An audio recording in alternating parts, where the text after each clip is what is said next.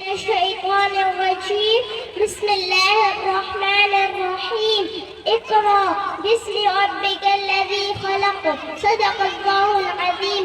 علم و دولت ہے جو کبھی لٹتی نہیں، علم و دولت ہے جو کبھی لٹتی نہیں، خرچ کرنے سے کبھی گھٹتی نہیں۔ شروع اللہ کے بابرکت نام سے جو بڑا مہربان نہایت رحم کرنے والا ہے۔ الحمدللہ، تمام تعریفیں اس اللہ رب العزت کے لیے ہے جو تمام جہانوں کا پالنے والا ہے، اور بے شمار درود و سلام نبی کریم حضرت محمد صلی اللہ علیہ وسلم پر، جنہوں نے ہمیں اندھیروں سے نکال کر روشنی کی طرف ہدایت فرمائی۔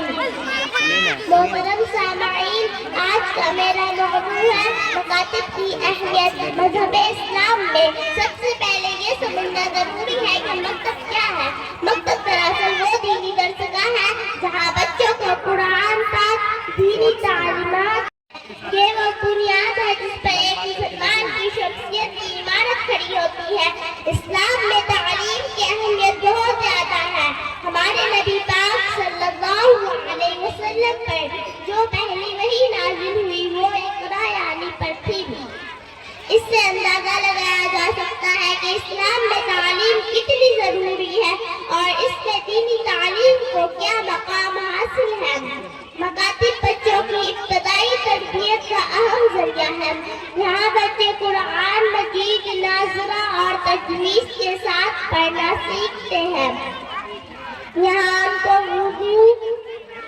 نماز، وضو، اخلاق، سچ بولنا، بڑوں کا ادب، والدین کی خدمت، جھوٹ سے بچنا، حلال و حرام کا فرق اور اسلامی آداب سکھائے جاتے ہیں۔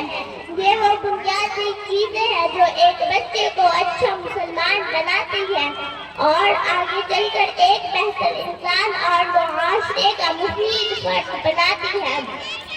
محترم حاضرین، آج کے دور میں دنیاوی تعلیم کو بہت اہمیت دی جا رہی ہے۔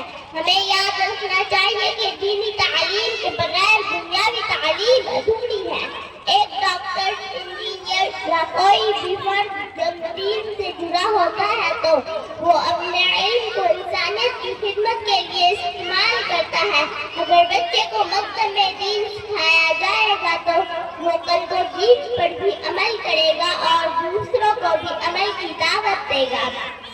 مکاتب اسلام کی نرسریاں ہیں۔ یہ چھوٹے چھوٹے ادارے بڑے بڑے نتائج دیتے ہیں۔ یہاں بچے تربیت پا کر نمازی بنتے ہیں، نیک بنتے ہیں اور معاشرے کو مفید فائد کرتے ہیں۔ آخر میں یہی کہوں گی، اپنے بچوں کو ضرور مکتب بھیجیں، مکتب کے اساتذہ کا احترام کریں، مکتب کو مضبوط بنائیں کیونکہ یہ دین کے قلعے ہیں۔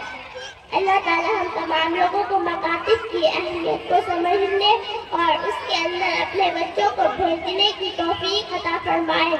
آمین یا رب العالمین۔